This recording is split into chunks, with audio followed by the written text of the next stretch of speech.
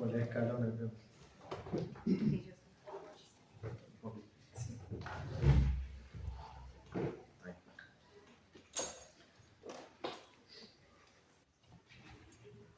Bueno, muy buenos días a todos. Ando con la garganta medio irritada, así que voy a tratar de hablar un poco moderado, no levantando mucho la voz, así no me provoco toser en todo el transcurso. Bueno, interesante este pasaje de Pedro. El domingo pasado con Hans han cubierto lo que era el tercer capítulo y ahora volvemos un poquito para atrás. Y nos detenemos en esta parte que arranca hablando de falsos profetas directamente, ¿no? Por ahí nos agarra un poquito fuera de contexto, entonces tenemos que volver para atrás y ver de qué nos venía hablando Pedro, por qué salta directamente a hablar de falsos profetas, pero venía hablando en realidad de ellos y quienes recibieron la palabra y la revelación del Espíritu Santo y los que hablaron siendo inspirados por Dios, ¿no? Y haciendo esta afirmación de que ninguna revelación le fue dada al hombre por voluntad propia, sino que fueron ellos inspirados y hablaron por el Espíritu Santo. Incluso antes venía hablando de todo lo que eran las virtudes del cristiano, ¿no? Pero da un cierre a eso y arranca este nuevo cuadro donde dice que en el pueblo judío hubo falsos profetas. Y advierte, y también entre ustedes habrá falsos maestros que encubiertamente introducirán herejías destructivas, al extremo de negar al mismo Señor que los rescató. Y esto les traerá una pronta destrucción. Y más aún dice, muchos los seguirán en sus prácticas vergonzosas, y por causa de ellos se difamará el camino de la verdad. Son los primeros dos versículos. Entonces, en primera instancia tenemos falsos maestros, ¿no? Gente que después se nos revela, eran personas que estaban en el camino de la verdad y en cierto momento se apartaron, ¿no? Y empezaron a manipular esa verdad. No solamente que se apartaron de ella, sino que la utilizaban para manipularla. Y a medida que vamos leyendo descubrimos cuál es uno de los intereses detrás de estos falsos maestros, que es ir tras el dinero, ¿no? Se va repitiendo un poco esto de que quieren hacerse ricos con la palabra y con la ignorancia de las personas a las que ellos persiguen. Prometen mucho y no cumplen, y guían a los débiles hacia el pecado. Más o menos podemos como concluir eso de esto que venimos leyendo. A través de los siglos, la Iglesia en sus diversas dispensaciones siempre ha recibido profetas de parte de Dios, y a su vez el diablo también ha mandado sus emisarios y ha provocado siempre esta pulseada entre el pueblo de Dios y los pueblos paganos que intentaban meter sus enseñanzas o desviar al pueblo judío, ¿no? Esto no es nuevo. En el Nuevo Testamento hemos tenido hasta el día de hoy falsos cristos, falsos apóstoles, y ahora tenemos un término un poco más genérico, falsos maestros. Más adelante, en la carta de Judas también se nos habla de ellos, parece una carta espejo, se nos habla de falsos maestros, y anteriormente ya Mateo y Marcos reportan las palabras de Jesús, donde él dice, donde se nos habla de las señales del fin del mundo, ¿no? Y entre esas palabras se utiliza el término que por causa de ellos, de los falsos maestros, de los que dicen, acá está el Cristo, vamos, ¿no? Muchos se apartarán de la verdad. Muchos difamarán el camino de la verdad. Ahora, yo quiero que me vayan diciendo, si se les ocurre, piensen en situaciones, yo pienso hoy en día, esto de que se difamará el camino de la verdad, ¿no? Y esto me trae enseguida el resentimiento actual que hay generalizado hacia la iglesia y hacia Cristo, ¿no?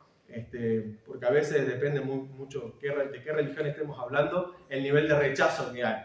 Y yo siempre detecto como que si se trata de la iglesia cristiana, si se trata de Jesucristo, hay el rechazo un poco más generalizado. Entonces yo quiero que piensen ustedes y me digan, piensen situaciones o de qué manera se ha materializado, se ha hecho evidente el rechazo que hay hacia Jesús y hacia su iglesia. ¿De qué manera se nota ese resentimiento actual que hay? No quieren escuchar la palabra. Bueno, ok. ¿Qué cosas se denuncian de la iglesia? ¿Con qué nos retrucan cuando queremos hablar del amor de Dios de las buenas obras de la iglesia? El mal ejemplo que a veces nosotros mismos damos, ¿no? Como cristianos, entonces ellos ahí tienen esa duda, ¿no? Y se agarran de eso para decir, no, pero estás invitando a un lugar donde hay corrupción, donde hay mentira, donde hay... Entonces, las cosas que pasan también en realmente lo que estamos viviendo en el mundo y que rechazan a Dios porque ¿dónde está Dios? ¿Dónde está Dios? Bueno, ¿no? Se ha dejado en evidencia, ha salido la palabra corrupción, ¿no? Yo lo tengo anotado. Hace poquito, hay distintas situaciones, ¿no? La corrupción es una. Cómo la iglesia se ha visto envuelta en situaciones de corrupción de menores, cómo a veces la iglesia históricamente se la ha conocido por apoyar dictaduras. Hablemos del país que hablemos. Si nos vamos más atrás, podemos hablar de las cruzadas, cómo ha sido esa guerra justificada, la guerra santa. Hace poquito, el 26 de julio, fue el aniversario, estas cosas que uno aprende viendo Facebook, el aniversario de la ejecución de Atahualpa, ¿no? Este último emperador inca que no llegó a ser coronado. Y uno se pone a leer y a ver cómo es que lo ejecutaron a Atahualpa, ¿no? Y te das cuenta que estaba Facundo Pizarro, entre los que lo enjuiciaron, le armaron como un poco el juicio para ejecutarlo, sacárselo de encima porque lo odiaban al indio, básicamente. Atahualpa no era ningún inocente, pero digamos que habían hecho un arreglo y la iglesia involucrada ahí en el arreglo no lo respetó y decidieron ejecutarlo, ¿no? Es una historia bastante engorrosa, pero cuando nosotros hablamos de la iglesia, de la historia de la iglesia, muchas veces por ahí nos retrucan con, pero los conquistadores que venían en nombre de Dios y miraron a todos, ¿no? Entonces, como que a lo largo de la historia, la iglesia se ha encargado de causar resentimiento, ¿no? Porque se ha encargado de llevar, en lugar de la verdad y el amor de Dios, llevar juicio. En algún momento yo hablé de que somos embajadores de paz, somos agentes de reconciliación y hemos tomado otra tarea que es la de llevar convicción de pecado y denunciar y decir esto es pecado, ¿no? Hemos cambiado los roles, cuando el que trae convicción de pecado es el Espíritu Santo y nosotros hemos querido ayudarlo, entonces hemos traído juicio sobre nosotros mismos de esa manera. Justo González, un historiador cristiano, tiene un compendio que se llama Historia del Cristianismo, explora todas estas intervenciones de la iglesia a lo largo de la historia, todos estos actos barbáricos en los que se ha involucrado, y llega a una conclusión, él objetiva, diciendo que muchos de estos hombres actuaron con una fe honesta. No usa la palabra fe genuina, una fe honesta, que a mí me da a entender que ellos estaban creyendo que servían a Dios de esa forma, ¿no? Ellos actuaron según su fe y creían que de esa forma estaban sirviendo a Dios. Y Jesús ya lo dice en Juan 16. En un contexto distinto, pero utiliza las mismas palabras. Dice, los expulsarán de las sinagogas y hasta viene el día en que cualquiera que los mate pensará que le está prestando un servicio a Dios. Y yo dije, me pone a pensar, ¿cómo puede llegar uno a la conclusión de que está sirviendo a Dios a través de semejantes barbaridades? Y la única explicación a la que llevo es que o se han apartado de Él o nunca lo han llegado a conocer realmente. Porque alguien les enseñó mal. Estamos hablando de falsos maestros, y estamos hablando de que muchos seguirán esas prácticas vergonzosas. Pedro, ¿no? Y si uno sigue leyendo Juan 16, Jesús dice, actuarán de este modo porque no nos han conocido ni al Padre ni a mí. Entonces, ¿qué problema de no conocer la verdad, no conocer al Padre? Y qué responsabilidad es al que está en la posición de el que enseña de transmitir el mensaje correctamente. Estos falsos maestros son, según el versículo 3 de 2 de Pedro 2, llevados por la avaricia. Estos maestros los explotarán a ustedes con palabras engañosas. Desde hace tiempo su condenación está preparada y su destrucción los acecha. Ahora, La difusión de un mensaje erróneo, la difusión de un mensaje fragmentado, de un mensaje hereje que niega a Dios, es destructivo y trae destrucción para aquellos que lo instruyen, para aquellos que fomentan el mensaje y para aquellos que lo reciben, si no son perspicaces y someten a prueba lo que se les enseña y buscan a Dios privadamente. Ahora, que haya mensajes de este tipo, erróneos, fragmentados, heréticos, no debería causarnos ofensas. O sea, ya a esta altura está normalizado, ¿no? Como que, ¿qué podemos hacer ofendiéndonos? Pero sí debería llamarnos la atención. Es un llamado de atención para nosotros los creyentes y de ser cuidadosos del mensaje que recibimos para no andar repitiendo estas conductas. Ahora, tenemos que saber discernir porque siempre, dice el pueblo judío, en el pueblo judío hubo falsos profetas y también entre ustedes habrá. Entonces siempre vamos a tener a falsos maestros entre nosotros. Siempre habrá falsos maestros, enseñanzas erróneas, pero depende de nosotros y de nuestra búsqueda personal de Dios en no ser engañados, ¿no? Hay una frase en inglés que dice, fool me once, shame on you. Fool me twice, shame on me. Engañarme una vez, bueno, culpa tuya, ¿no? Engañarme 2 veces, ya es culpa mía.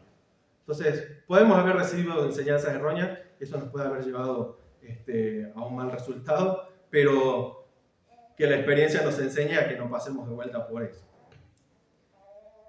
Después sigue Pedro del 4 al 10 y nos da un ejemplo como escalonado de cómo Dios no pasa por alto estas falsas enseñanzas, cómo Dios no pasa por alto estos actos de corrupción. Y arranca como el más grosso. Dios no perdonó a los ángeles cuando pecaron, sino que los arrojó al abismo. Después baja un poco. Tampoco perdonó al mundo antiguo cuando mandó un diluvio sobre los impíos, aunque protegió a 8 personas, incluyendo a Noé, predicador de la justicia. Y baja. Además, condenó a las ciudades de Sodoma y Gomorra y los redujo a cenizas, poniéndolas como escarmiento para los impíos. Pero por otra parte, libró a Lot. Entonces, esto nos muestra que aún en su ira, aún en su enojo, Dios se toma el tiempo de buscar a los justos y separarlos. Y quiero detenerme un poquito en esto, de que Noé era predicador de la justicia y que Lot, dice, se hallaba abrumado por la vida desenfrenada de esos perversos, pues este justo que convivía con ellos y amaba el bien, día tras día sentía que se le despedazaba el alma por las obras inicuas que veía y oía. Entonces, nosotros estamos acostumbrados quizás a ver la injusticia, a ver la iniquidad, a ver los pecados, a veces incluso nos hemos quizás acostumbrado a convivir con pecados que no parecen tan grosos y hasta ya los dejamos de considerar pecado, ¿no? Ya voy a hablar un poquito de eso más adelante. Ahora, el estar acostumbrado al escuchar y ver al pecado en acción no significa que Lot se haya reconciliado con ese pecado, ¿no? Él dice que día a día se le despedazaba el alma por lo que oía.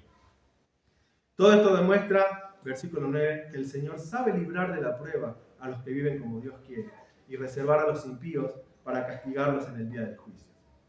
Esto les espera sobre todo a los que siguen los corrompidos deseos de la naturaleza humana y desprecian la autoridad del Señor. Atrevidos y arrogantes que son. No tienen reparo en insultar a los seres celestiales. Entonces, hay un desprecio por la autoridad divina, hay una persecución de los deseos pecaminosos, ¿no?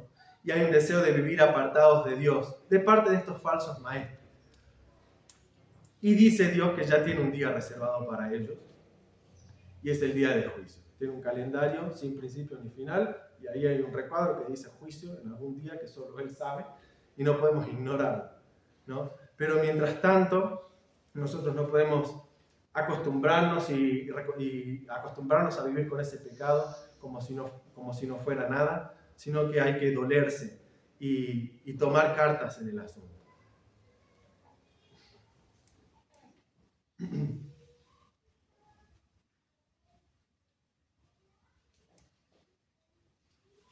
Dice, Mientras que los ángeles, a pesar de superarlos en fuerza y en poder, no pronuncian contra tales seres ninguna acusación insultante en la presencia del Señor, pero aquellos blasfeman en asuntos que no entienden, sigue hablando de los falsos maestros, como animales irracionales, seguían únicamente por el instinto y nacieron para ser atrapados y degollados. Lo mismo que esos animales perecerán también en su corrupción. Y empieza a hacer toda una descripción de lo que les espera a estos, cuáles son sus motivaciones a la hora de impartir estas falsas enseñanzas.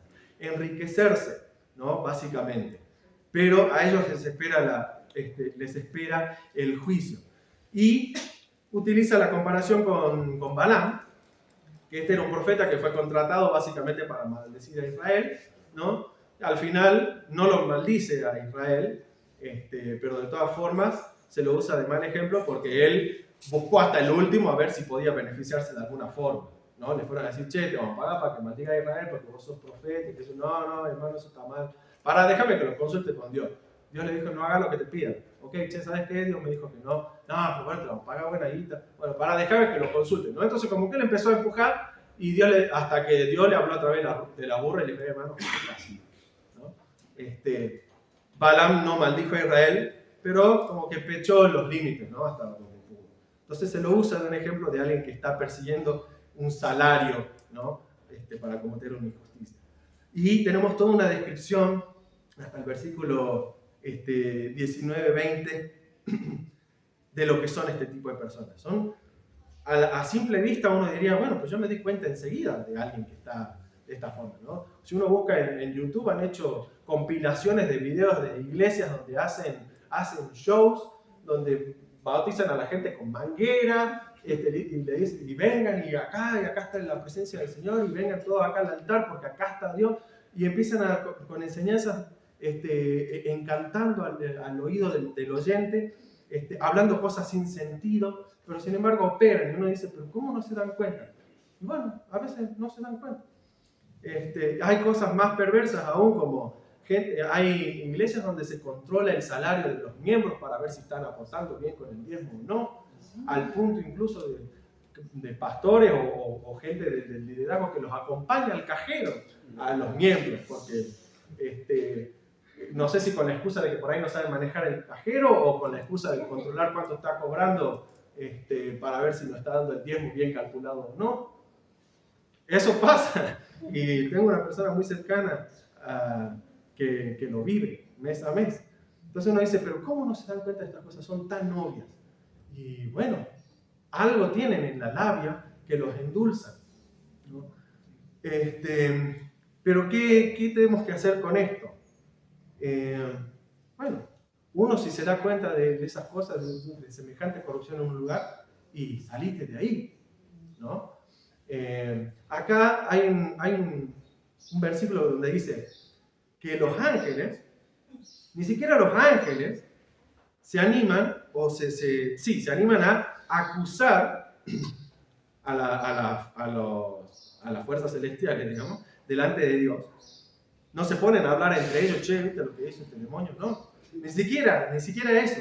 O sea, ellos que son superiores en fuerza y en poder nuestro, ni siquiera ellos pronuncian palabras correctas. Entonces, esto nos dice algo a nosotros, que tampoco tenemos la autoridad de ir y levantarnos en acusar y denunciar. Hay que buscar la guía de Dios en eso, hay que ver cómo operamos, ¿no? Pero tampoco se supone que vamos a decir, esta iglesia está llena de ladrones, porque de esa forma tampoco salvamos a nadie.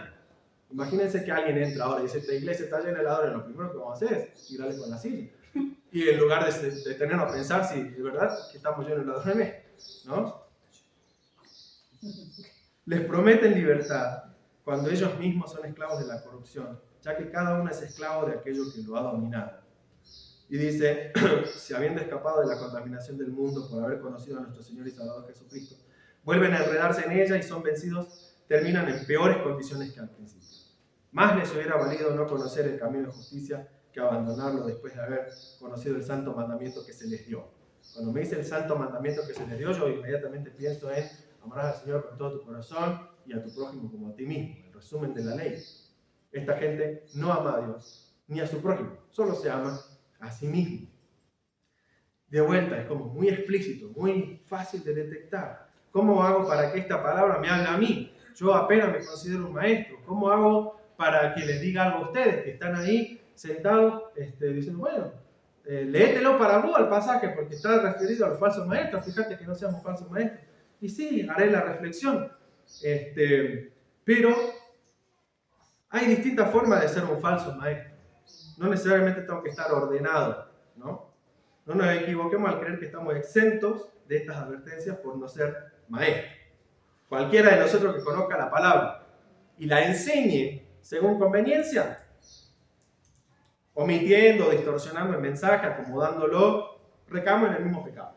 Yo, cristiano que conozco la palabra de Dios, yo, evangélico que leo la Biblia, si utilizo lo que dice la Biblia de la manera que la Biblia no me dice que lo utilice, estoy siendo un falso maestro. Si yo le estoy siendo testigo a alguien y estoy tratando de endulzarlo con mis palabras más que ganarlo para Cristo, estoy siendo un falso maestro. Y esto entonces me está hablando a mí. Hemos visto acá, estos falsos maestros van tras el dinero, persiguen el dinero. Bueno, acá nadie está persiguiendo el dinero, salvo de lunes a viernes cuando va a trabajar. Lo único que persigue es llegar a fin de mes. Pero pueden haber otras cosas que andemos persiguiendo. Podemos estar persiguiendo el complacer al oyente. Podemos estar persiguiendo el caer en gracia con las demás personas. Podemos desvirtuar quizás el mensaje cuando lo que quiero es tener la razón. Puedo estar persiguiendo el tener la razón. A veces puedo no estar errado en lo que estoy enseñando. Puede estar acertado, pero sí lo que están erradas son mis intenciones. No quiero ganar a alguien para Cristo con mi enseñanza. Lo que quiero hacer es ganar quizás una discusión. Quizás no me interesa edificar al otro, sino ganar un debate.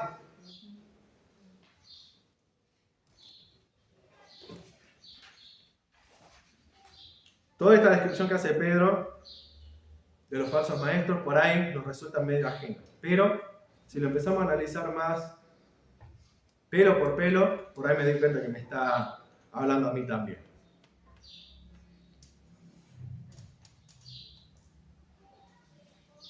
Si prestamos atención a este pasaje, más o menos del versículo 3 hacia el final, habla de la condenación, del día del juicio, de lo que les espera. Si yo omito en este pasaje que se habla del juicio de Dios, porque es un tema incómodo, y también estoy dando un mensaje fragmentado, también estoy dando una falsa enseñanza. Hay un juicio y hay una fecha. Si a mí me incomoda ese tema y no lo sé tratar, me falla el discurso, entonces lo omito y mejor me quedo con la parte bonita. Y también estoy dando un mensaje que está incompleto. No puedo dejarlo pasar porque me resulta incómodo. Porque en la medida que yo dejo de hablar del juicio de Dios, no con un ánimo condenatorio ni de hacer un terrorismo cristiano, sino que dejo de hablarlo como una verdad que está en la Biblia y termino por olvidarlo. A mí me llama la atención mucho en el Antiguo Testamento que muchos de los libros empiezan con y esta generación no conoció al Dios de sus padres. ¿Y por qué no lo conocí? Porque en algún momento quizás se dejó de hablar de él. La única forma de olvidarme de algo es porque dejo de estudiarlo. Entonces, si yo dejo de tocar temas, dejo de recordarlo. Y por ahí se empiezan a colar las enseñanzas erróneas.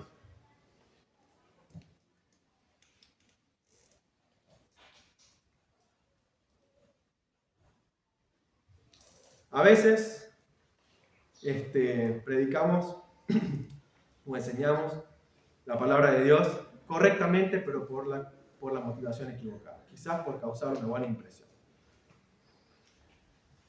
Me gusta tener la razón, me gusta hablar elocuentemente.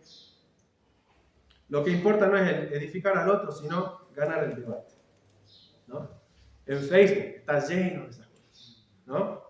Nos encanta entablarnos en discusiones teológicas y a ver quién tiene la razón, ¿no? No, que la salvación no se pierde si no se gana.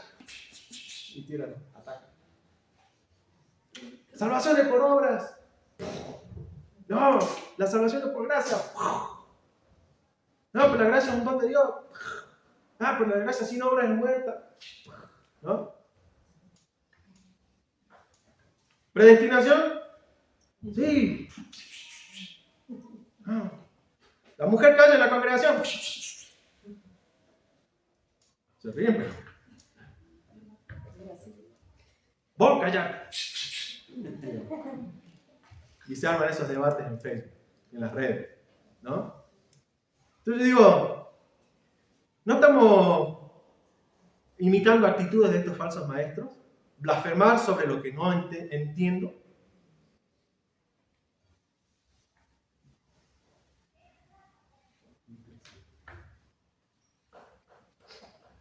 Si eso no es caer en el mismo pecado del falso maestro, no sé qué es.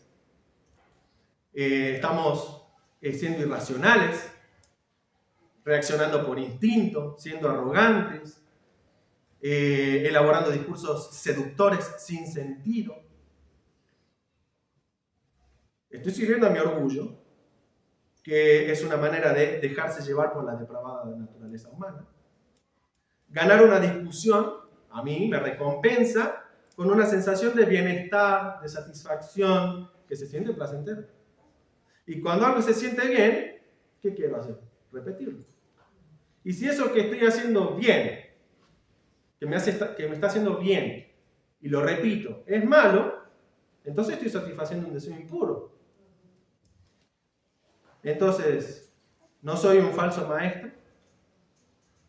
Quizás no soy maestro, pero estoy imitando esas actitudes.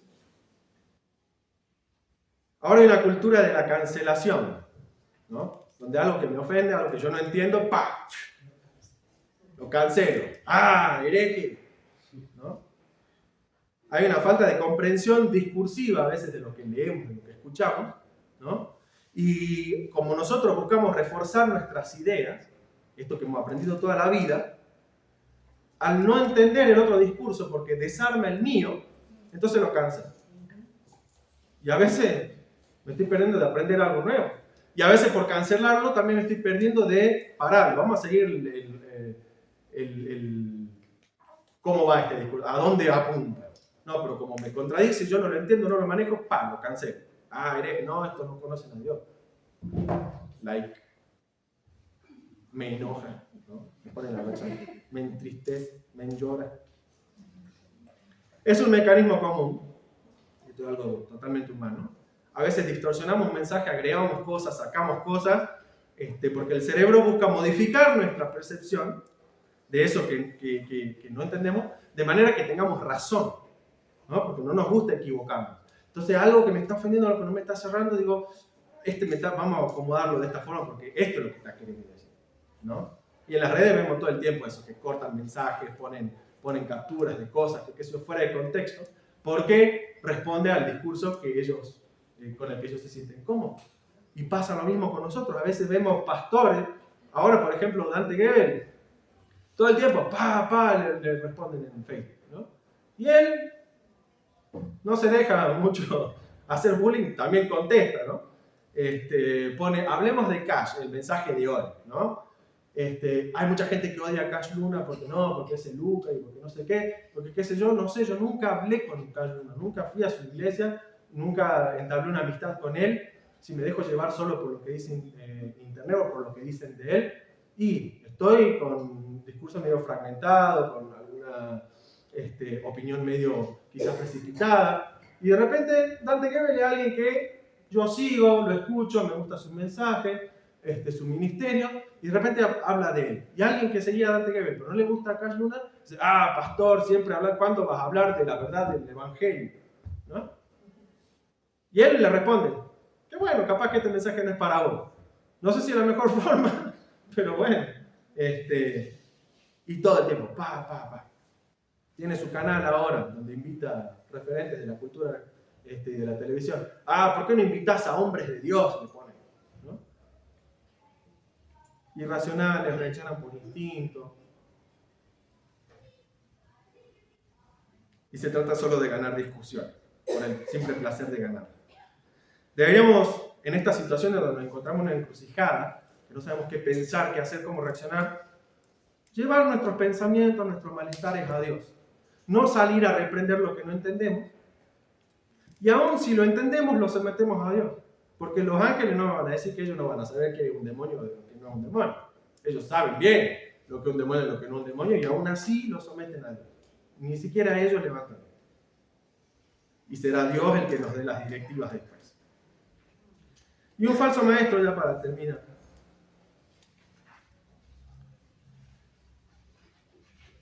No es solamente el que enseña mal, el que enseña distorsionado, el que manipula, sino el que no enseña ciertas cosas.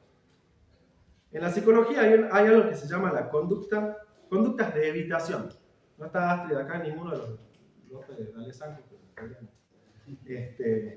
mejor. Así no me perdéis.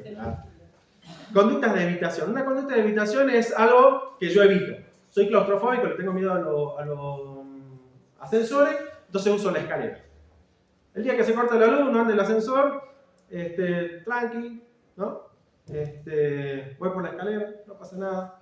Pero si un día, no sé, la escalera está en mantenimiento, qué sé yo, no me queda otra que usar el ascensor, ¿qué voy a hacer? Me voy a quedar ahí esperando. 4 horas va a tardar limpiando la escalera, hermano. No, yo espero, todo drama, ¿no? Entonces, es una actitud de evitación. No quiero someterme a situaciones incómodas. Ahora, la psicología dice que una conducta de evitación no es tratar el problema. Evadir un problema no es tratarlo, ¿no? Hay que hablar de lo que se enseña mal y de lo que no se enseña. Necesitamos estar preparados para encarar asuntos vigentes hoy, por ejemplo, el aborto, la ideología de género, el lenguaje inclusivo.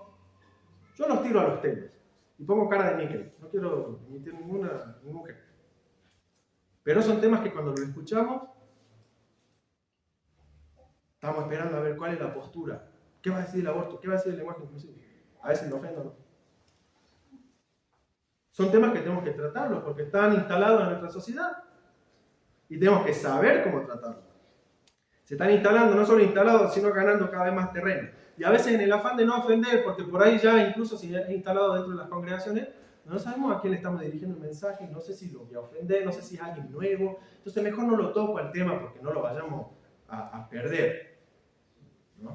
Si es alguien que está preocupado porque las ofrendas no nos alcanzan, entonces mejor evita los temas para evitar perder ofrendas. Yo sé que acá eso no pasa. A veces no queremos ofender, a veces nos faltan las herramientas discursivas, no sabemos cómo abordar el tema. Entonces lo evito mejor, no lo toco, por comodidad, porque son medio polémicos, ¿no? Hablar de, no sé, la ordenación de las mujeres, ¿no? Acá, todo ok con eso, pero hay otras iglesias donde voy a hablar, todavía las mujeres callen la corrección, ¿no? Y hay que abordar esos temas. Voy a tener que enfrentar ese tema cada vez que surja, porque ya está instalado de cierta manera que no lo voy a poder evitar. Yo, año 2019, tenía una alumnita, Gabriela, una dulce total, 10, alumna 10. 2020, pandemia, clases virtuales, 2021, pandemia, clases por burbujas, 2022, pandemia, pero ya, ¿a quién le importa? Vuelvo a la clase, ya está Gabriela, no a Tomás.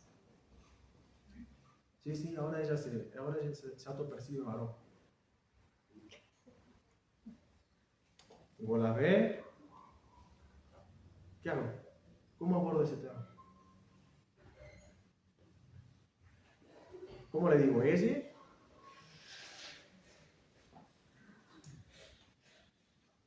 ¿Qué hago con la ideología de género? ¿Qué hago con la identidad de género que está instalada?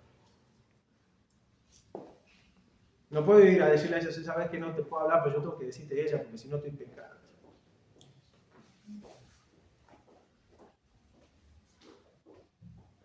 Está bien, no me va a imponer que le hable en lenguaje inclusivo, pero por ahí ella dice que, bueno, a ver, elegí entre los nombres, ¿cuál te parece más neutro? ¿Qué sé yo? No. Bueno.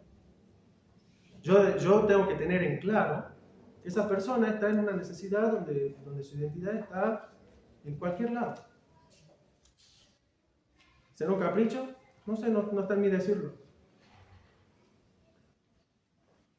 Pero yo tengo que, de alguna manera, llevarle el evangelio a esa persona. Y en una escuela no se puede. ¿Cómo hago?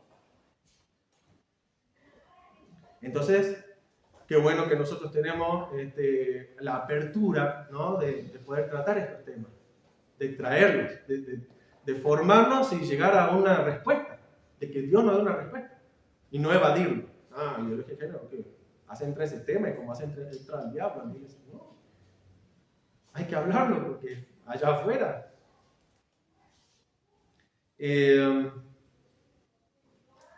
Corremos el peligro de que no solo vamos a dejar que se instale, ¿no? Sino que nos vamos a empezar a sentir cómodos con esa situación. Al punto de olvidarnos de que hay un pecado ahí. Hay una persona que no sabe que... Yo no podía decirle a alguien que no cree, que no conoce a Dios, que está pecando. Porque la palabra pecado no le dice nada. Pero de todas maneras, esa persona necesita a Dios y yo tengo que llegar a que abra su corazón y que el Espíritu Santo le pueda traer esa convicción, para que yo ahí pueda empezar a trabajar de otra manera. Si no tratamos ciertos temas, se normalizan, ¿no? Ya no es un problema, ya no lo recuerdo como pecado, ya me he olvidado de lo que Dios piensa de esa situación. O peor, lo criticamos de fondo. Che, viste que este pastor no trata este tema para mí, que permite ese pecado. Peor, qué sé yo. Un ejemplo más, a ver, es el de las relaciones sexuales prematrimoniales. No sé si yo nomás, el único, ya no se escucha hablar de ese tema. Quizás porque muchos de los que están hoy al frente o muchas de las personas que están al frente de grupos o liderando han tenido relaciones prematrimoniales antes, entonces eso es algo que los condena. Entonces, no, mejor no lo trato, porque yo también estuve ahí. Pero no dejaste vos tus cargas a los pies de la cruz, no fuiste una nueva criatura en Cristo. Ya está, entonces. Es una cuestión de más de perdonarse uno mismo, aceptar el perdón de Dios. Pero hay que tocar esos temas. Porque si no, tenemos nuevas generaciones que crecen sin saber eso. Las relaciones sexuales hoy en día, no es normal. La virginidad es un estigma. Hoy en día. Qué bueno que Graciela Avena me mandaba el otro día una invitación a un curso de ESI, de Educación Sexual Integral, impartida por pastores, ¿no? A algunos todavía les resuena ESI, parece, hay que está demonizado también el ESI. Pero el ESI nos va a dar herramientas para abordar estos temas. El embarazo adolescente, las relaciones prematrimoniales.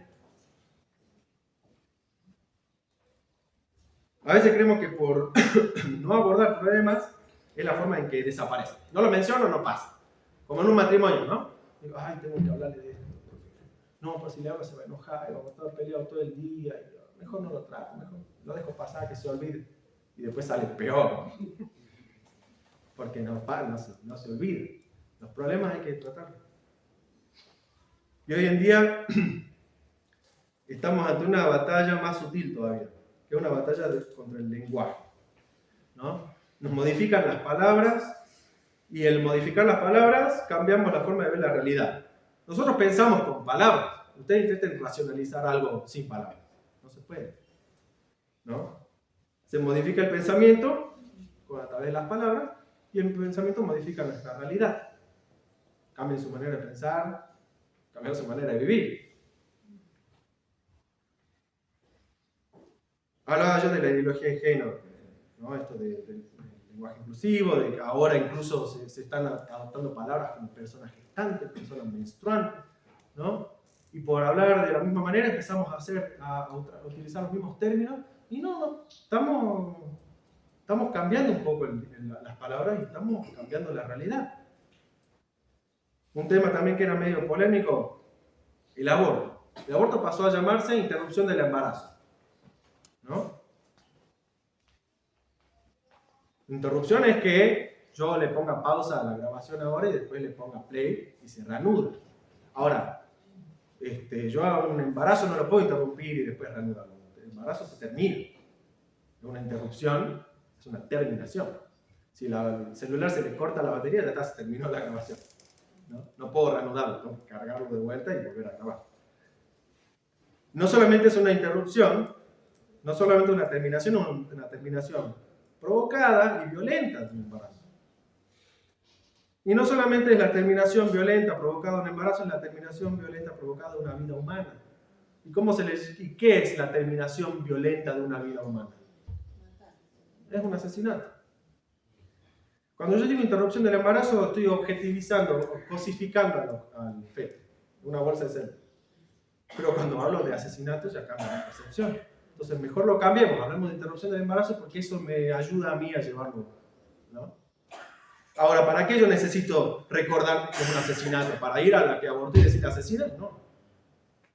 ¿Para la que tuvo un aborto espontáneo, sacarla de la iglesia? No. ¿Para sacar la patada a la chica que vino a pedir perdón porque va a abortar mañana? No. Me lo tengo que recordar porque tengo que acordarme que es un pecado que está instalado y es algo por lo que yo tengo que orar. Porque si empiezo a normalizar este tema del asesinato del bebé por nacer y lo empiezo a tratar de una interrupción de un embarazo, sí, es un proceso biológico que le pongo una pausa y chao, me saqué el problema de encima. Empiezo a dejar de verlo con la seriedad que se amerita y empiezo a dejar de orar por eso con la seriedad que se merece. Hablar de interrupción modifica la percepción de lo que es la vida. Elaboramos pensamientos utilizando palabras. Si modifico las palabras, modifico la percepción de la realidad. ¿Sabían que existen lobbies, así como existe el lobby LGBT y más? Existen lobbies de pedófilos. Y hay ciertos lobbies están empezando a pedir que no se les llame pedófilo porque es estigmatizante, que se les llame personas con una orientación sexual intergeneracional. ¿Por qué buscan cambiar? ¿Por qué el pedófilo se le prendió la lamparita?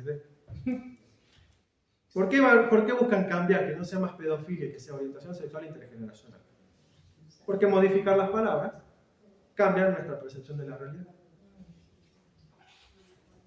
Entonces estamos ante una batalla del lenguaje, donde se le ha atacado sutilmente. No, vos estás siendo más inclusivo si le cambias esta vocal. Si yo le digo buenos días a todos, según esta ideología, yo estoy dejando afuera a las mujeres. Incluso si digo a todos y a todas, estoy dejando afuera a las disidencias. Y están hablando de inclusión con algo que no es inclusión. Pero esto que avasalla nuestras libertades individuales, no le estamos prestando la suficiente atención, no estamos hablando lo suficiente de eso, y deberíamos. ¿Sí? Porque no enseñar algo que está instalado y que está trayendo condenación para nuestra sociedad, también es una mala enseñanza, es de falso maestro. Y recuerdo, tener presente todo esto no para atacar, sino para defender. Somos todos víctimas del pecado, todos necesitamos un Salvador. Pero si yo no veo la necesidad, me quedo de brazos cruzados y las generaciones futuras ni siquiera se lo van a cuestionar. Entonces, no nos metamos en discusiones sin sentido, no reaccionemos irracionalmente, no busquemos predicar para endulzar el oído a las personas, sino para atraerlas a Cristo. Y sobre todo, no evitemos temas porque nos resulten incómodos o porque no sepamos manejar. Nos formemos y escapemos de estas actitudes. Evitemos estas actitudes de un falso maestro. Seamos o no maestros, seamos o no ordenados. Y quiero terminar con lo que dice Pedro al final del capítulo 3. Más bien, crezcan en la gracia y el conocimiento de nuestro Señor y Salvador Jesucristo, a quien sea dada la gloria ahora y hasta el día de la eternidad. Amén. Oramos. Señor, te damos gracias una vez más por que nos permites acercarnos a tu palabra y a buscar que ella nos hable, Señor. Porque aún cuando parece que está muy alejado de lo que es mi realidad hoy, si yo me acerco a tu palabra con humildad, en oración y buscando que me hables realmente, Señor, puedo darme cuenta de que siempre tenés algo para decirme. Señor, y que todas estas cosas que nos has dicho, ayúdanos a retener lo bueno, a desechar lo malo Y ayúdame, Señor, a volver sobre estas palabras y a analizar, evaluarme a mí también. ¿De qué soy esclavo hoy en día, Señor? Porque dice de que aquello que me venció me hizo esclavo de eso. Y no puedo andar anunciando la libertad siendo un esclavo. Señor, mostrame de qué soy esclavo. ¿Quién está siendo mi amo? ¿Qué es esa fuente seca que no da agua a la que me estoy acercando sin darme cuenta? Señor, ¿qué es aquello que me está apartando de vos?